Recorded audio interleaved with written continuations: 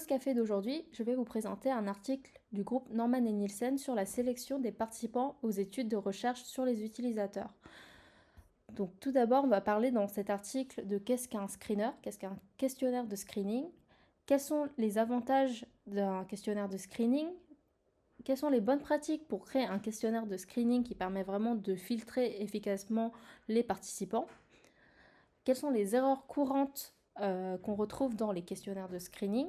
Et enfin, on termine sur une petite remarque sur les screenings par téléphone. Donc tout d'abord, qu'est-ce qu'un screener? Un screener, c'est le moyen le plus efficace pour garantir que la solution qu'on va proposer corresponde à la cible que l'on vise. Effectivement, cela permet de trouver les bons participants à notre étude que l'on souhaite mener et ça permet de vraiment choisir et sélectionner les utilisateurs réels de notre produit pour du coup avoir des résultats qui sont représentatifs. Donc vraiment des caractéristiques démographiques et comportementales de nos utilisateurs. Donc en résumé, c'est un questionnaire de sélection qui est du coup un ensemble de questions généralement posées verbalement ou par le biais d'un questionnaire écrit, utilisé pour établir qu'un participant potentiel est un bon candidat pour un projet de recherche donné. La question est, quels sont les avantages d'un outil de sélection de recherche? Tout d'abord, cela garantit la pertinence de notre étude. En effet, si on souhaite concevoir un produit pour une cible donnée, il faut avoir des données par rapport à notre cible. C'est pourquoi on ne peut pas réaliser de recherche avec n'importe qui et il est nécessaire du coup de vraiment sélectionner les participants les plus correspondants à nos utilisateurs cibles. Ça permet du coup de garantir le fait que les résultats qu'on va avoir sont valides. Ensuite, cela permet également de garantir la qualité des données. Effectivement, certaines personnes sont d'excellents participants à la recherche. Et du coup, dans le questionnaire de screening, on peut sélectionner les participants qui répondent de manière plus détaillée à nos questions. Et du coup, cela permet d'éliminer les participants qui risquent d'être le moins réactifs et dans l'étude qu'on souhaite mener. Ensuite, cela permet également d'économiser du temps et de l'argent dans le sens où on sélectionne que les participants qui correspondent à notre étude et on ne va pas perdre de temps avec des participants qui ne font pas partie de nos utilisateurs cibles. Également, les filtres que permettent du coup les questionnaires de screening font que du coup ça réduit diverses formes de biais.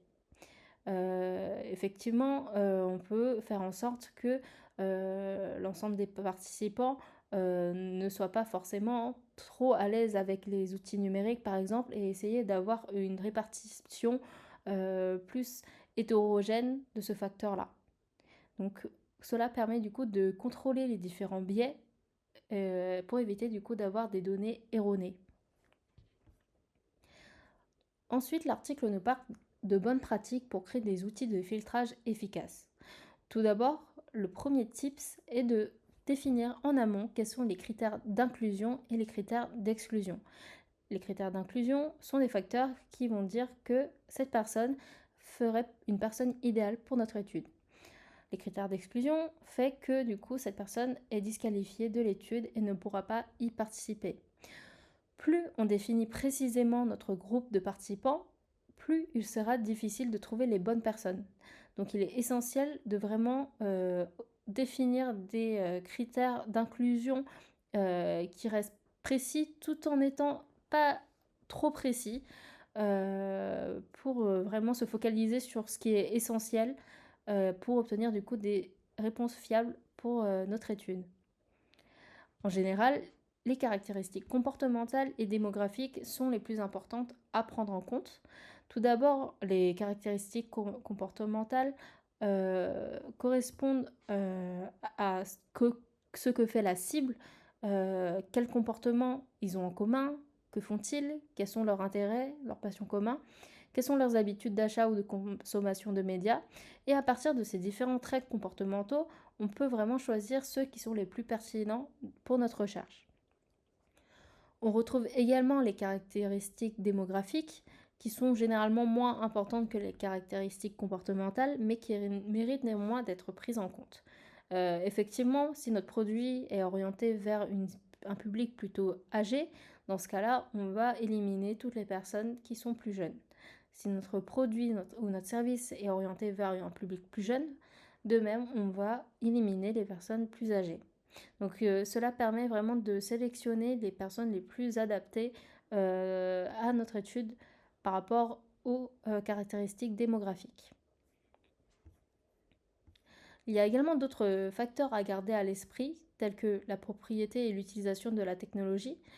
Est-ce qu'on prévoit de tester une application Android native, une application Mac, une extension Chrome?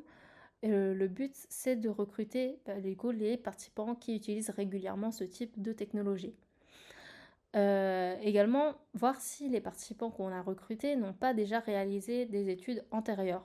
Car en effet, le fait de faire appel aux mêmes participants à plusieurs reprises fait qu'on peut conduire à des résultats biaisés.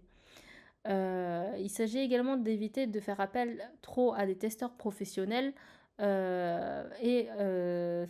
personnes-là risquent de se comporter différemment de la population générale. Un autre type, c'est de se concentrer sur les comportements passés et non pas sur les prédictions. Cela va se baser notamment sur comment on va formuler les questions du questionnaire de screening. Il faudrait éviter de formuler les questions de la manière suivante. Utiliseriez-vous le produit X, donc tourné vers le futur, mais plutôt d'aller creuser vers le passé, l'expérience du participant. Et effectivement, les données tournées vers le futur sont peu fiables et peuvent être inexactes pour plusieurs raisons. Car c'est effectivement, les projections futures sont plus difficiles et ne sont pas représentatives d'une expérience réelle du participant. Et également, les participants seraient tentés de répondre de manière à flatter le chercheur, d'aller dans le sens du chercheur. Ensuite, il s'agit également d'éviter les questions de type oui, non, parce que également dans le même principe que pour le type précédent, les personnes peuvent essayer de deviner la réponse à mettre pour pouvoir participer à l'étude. Et donc là, on réduit vraiment les chances de pouvoir y accéder à une chance sur deux. Et ça risque du coup de biaiser les questionnaires et également votre étude. Il est préférable d'utiliser des choix multiples, des réponses à choix multiples, telles que, par exemple, combien de fois avez-vous fait des achats en ligne au cours du mois dernier? Et là, on donne plusieurs options aux participants pour sélectionner la réponse la plus adéquate. Pareil ici, on a une question, lequel des sites suivants avez-vous utilisé pour faire des achats en ligne au cours du mois dernier? Et là, la personne peut sélectionner les réponses correspondantes. Et en fonction de la réponse sélectionnée, le participant sera rejeté de l'étude. Enfin, il s'agit également d'éviter les questions suggestives. Les questions suggestives favorisent une réponse particulière et produisent des données inexactes. Il s'agit ici d'aller plutôt vers ce qu'on appelle la technique de l'entonnoir, c'est-à-dire de partir d'une question ouverte plutôt large et de préciser petit à petit les questions qu'on va poser. Ce type de question sera moins révélateur que de poser des questions trop suggestives et cela pourrait révéler du coup les intentions du chercheur. Par exemple, au lieu de poser à quelle fréquence utilisez-vous les nouvelles fonctionnalités de suivi de la santé de notre application pour améliorer votre condition physique, il s'agit de poser cette question en 3 questions, avec en premier une question plutôt large de type quelles applications ou outils utilisez-vous actuellement pour suivre votre condition physique ou votre santé? Une deuxième question, quelles fonctionnalités de ces applications trouvez-vous les plus utiles pour suivre vos progrès? Et une question précise, avez-vous déjà utilisé les fonctions de suivi de santé de notre application? Si oui, comment ont-elles fonctionné pour vous? Un autre type, c'est d'inclure dans nos questionnaires de screening des questions ouvertes, mais tout en faisant attention parce que trop de questions ouvertes fait que le traitement de données et l'analyse risquent d'être un peu plus compliqués qu'il ne le faut pour ce type de questionnaire. Mais les questions ouvertes présentent deux avantages. Donc tout d'abord, elles fournissent des réponses qui sont riches. Ça nous permet de comprendre le pourquoi du comment la personne a répondu de telle façon. Également, les questions ouvertes montrent le niveau d'effort que les participants sont prêts à fournir pour réaliser le test. S'ils répondent à toutes les questions ouvertes, cette personne est plutôt apte à du coup participer à l'étude parce qu'elle se montre plutôt intéressée.